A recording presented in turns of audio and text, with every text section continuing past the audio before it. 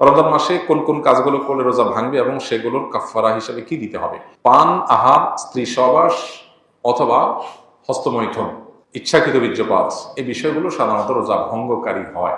ইচ্ছাকৃত যদি রমজান মাসে মানুষ রোজা ভেঙে ফেলে, রেখেছে ভেঙে ফেলেছে, তাহলে সেক্ষেত্রে স্ত্রী সহবাস করে ফেলেছে, খেয়ে ফেলেছে, পানাহার করেছে কিংবা হস্তমৈথুন করে ফেলেছে, তাহলে ওই রোজার জন্য ফুকাহে আহনাফের ফতোয়া অনুযায়ী একটা রোজা কাজা যেহেতু ভেঙে ফেলেছে, আর 60টা রোজা টানা কাফারা রাখতে হবে, মোট 61টা। এই টানা নির্বিচ্ছিন্ন রাখতে হবে, মাঝখানে যদি গ্যাপ দেয় আবার শুরু থেকে রাখতে হবে। আর অন্য ওলামা ইকরাম, হাম্বলি মাযহাবের ওলামা ইকরাম, তাদের দৃষ্টিভঙ্গি হলো শুধু স্ত্রী সহবাস বা যৌনতার সংশ্লিষ্ট কারণে যদি রোজা ভাঙে তাহলে কাফারা, আর না হলে শুধু কাজা। তবে একটা হাদিস আছে, নবী সাল্লাল্লাহু আলাইহি ওয়াসাল্লাম বলেছেন, কেউ যদি রোজা রাখার পর ভেঙে ফেলে, সারা বছর রোজা রাখলেও ও রমজানের ওই রোজার পরিপূর্ণ মর্যাদা এটা রিকভার করা সম্ভব না। দায় মুক্তি হবে, কাজা এবং কাফারের মাধ্যমে দায় মুক্তি হবে, মর্যাদা একটা হাসিল হবে না। রোজা মানেই তো নিয়ন্ত্রণ। গোটা পৃথিবীতে যত অন্যায় হয়, এই অন্যায়গুলো মৌলিকভাবে যে কয়েকটা কারণে হয়, তার ভিতরে দুটি কারণ হলো মেইন। একটা হলো মানুষের ক্ষুণ্ণ বৃত্তির জন্য, আর একটা যৌন বৃত্তির জন্য। একটা হলো মানুষের যৌন চাহিদা পূরণ করার জন্য, একটা হলো পেটের চাহিদা পূরণ করার জন্য মানুষ যত অন্যায় করে। এই জন্য রমজান এই দুইটাকে নিয়ন্ত্রণ করতে বলছে, পানাহার এবং যৌনতা। এগুলো যদি নিয়ন্ত্রণ করার ট্রেনিং নেয় মানুষ, তাহলে যেখানে সেখানে এগুলোর জন্য সে নিজের আদর্শ বিকিয়ে দিবে না। তো এই চেষ্টাটা আমাদের সর্বোচ্চ পর্যায়ে করা উচিত। এবং কাফারা দেওয়া 60টা রোজা সহজ বিষয় না, টানা রাখতে হয়, এটা অনেক কঠিন কাজ। এই জন্য রমজানের রোজা যাতে কোনো অবস্থাতে বিনা ওজর না ভাঙা হয়। হ্যাঁ, কেউ অসুস্থ হয়ে গেছেন, ভেঙে ফেলেছেন, তার কথা ভিন্ন। আমার একটি নবজাতক শিশু রয়েছে, আমি কি রোজা রেখে তাকে খাওয়াতে পারবো, বা রোজা না রাখলে কি সমস্যা হবে? রোজা রেখে বাচ্চাকে তো খাওয়াতে কোনো সমস্যা নেই, রোজা রেখে তো নিজে খেতে অসুবিধা, বাচ্চাকে খাওয়াতে কোনো অসুবিধা নেই। তবে কোনো মা যদি রোজা না রাখেন, বাচ্চাকে খাওয়াতে হবে সেজন্য, তো সেটা জায়েজ নেই। এতটুকু ঠুনকো অজুহাতে রোজা না রাখার সুযোগ নাই। বাচ্চাকে আপনি খাওয়াবেন, দুধের বাচ্চা যদি হয়, দুধের বাচ্চা দুধ একটু কম পাবে, তাতে বাচ্চা মারা যাবে না। প্রয়োজনে আপনি দিনের বেলা একটু বেশি ঘুমিয়ে থাকেন বাচ্চা সহ, লাইফস্টাইলটা চেঞ্জ করেন, রাতের বেলা একটু বেশি সময় জেগে থেকে কাজ করেন, যাদের দিনের বেলাতে রোজা রাখার কারণে দুধ কম আসে।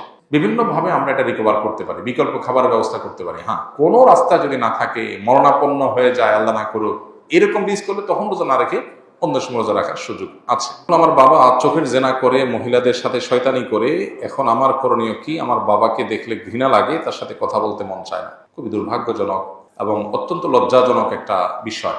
কত বিচিত্র এই পৃথিবী দেখেন, কত বাবা মা সন্তানকে বিপদগামিতা থেকে বাঁচাবার জন্য লড়াই করেন। আছে না অনেক বাপ মা, ছেলেটা নষ্ট হয়ে গেছে, পাগলের মতো অস্থির। বেশিরভাগ ফ্যামিলিতে তো এইটাই হয়। কিন্তু এই প্রশ্নে আমরা দেখলাম উল্টাটা, যে বাবা বেলাইনে যাচ্ছে, বা ছেলের মধ্যে আল্লাহর ভয় আছে, বা ছেলের মধ্যে সততা তাকওয়া আছে, তে সে এই গুনাহের প্রতি ঘৃণাবোধ তার তৈরি হয়েছে, বাবার কর্মে সে বরং বিব্রত এবং অস্বস্তিতে আছে। আমরা দোয়া করি আল্লাহ তাআলা তার বাবাকে পরিপূর্ণভাবে ইসলাহ এবং সংশোধন করে দেন। যে ভাই প্রশ্ন করেছেন তাকে বলবো, বাবা মা এরকম আমাদের সিনিয়র কেউ যদি কোনো গুনাহে, কোনো অন্যায় লিপ্ত থাকে, খুব স্বাভাবিক আমাদের কষ্ট লাগবে। এই কষ্টের কোনো সীমা নাই, কিন্তু মনে রাখতে হবে দিন শেষে আমরা আল্লাহর গোলাম, আল্লাহর দেওয়ার সীমানা আমরা ক্রস করবো না।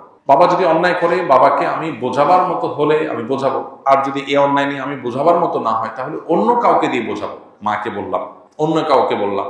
আমার বিভিন্ন প্ল্যান থাকবে, মসজিদের ইমাম সাহেবের সাথে একটু দোস্তি করে, খাতির করে তাকে দাওয়াতি কাজে লাগিয়ে দিলাম, যে আমার বাবার দিকে আপনি একটু মনোযোগ দেন, তাকে একটু দাওয়াত দেন। যারা এলাকাতে দাওয়াতি কাজ করেন, বিভিন্ন ইসলামিক অর্গানাইজেশন, মুভমেন্ট, দাওয়াতি কাজের সাথে আছেন, তাদেরকে ধরাই দেন, তারা যেন আপনার বাপকে টার্গেট করে দাওয়াতি কাজ করে তাকে যেন ইসলাহের উদ্যোগ নেয়। আপনি বিভিন্ন প্ল্যান করেন, আর সেই সাথে চোখের পানি ফেলেন। মনে রাখবেন, আবু হুরায়রা রাদিয়াল্লাহু তাআলা আনহুর চোখের পানি তার মায়ের হেদায়েতের কারণ হয়েছিল।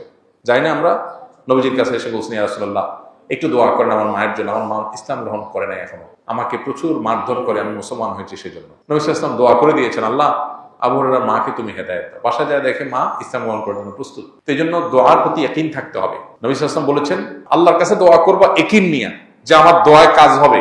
দোদুল্যমনা, সংশয় নিয়ে হবে কি হবে না সে ধরনের মানসিকতা নিয়ে দোয়া করলে দোয়া কবুল হবে না। এই জন্য আপনার বাবার জন্য আপনি দোয়া করেন, অন্যদেরকে দিয়ে বোঝান, খবরদার আপনি নিজে তার সাথে ব্যবহার খারাপ করতে যাবেন না। এটা খুব অ্যাসিড টেস্ট, অগ্নি পরীক্ষা, যে বাপ উল্টা পাল্টা করবে, আবার কিছু বলাও যাবে না বাপ সেদিন শেষে। তো এই পরীক্ষা আপনাকে জিততে হবে। আমরা দোয়া করি আল্লাহ তাআলা আপনার বাবা হেদায়েত নসিব করুন।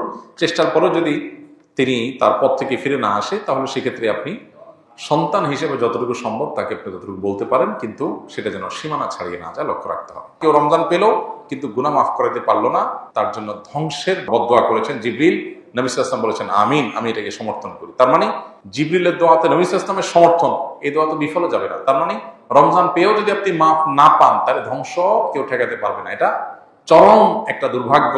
এই জন্য রমজান মাসে যে কোনো মূল্যে আল্লাহর কাছ থেকে মাগফিরাত পাওয়ার চেষ্টাটা সেরকম আল্লাহর কাছে প্রত্যাশা রাখার মতো করে ইবাদতবন্দি করা দরকার এবং মাগফিরাত কামনা করা দরকার।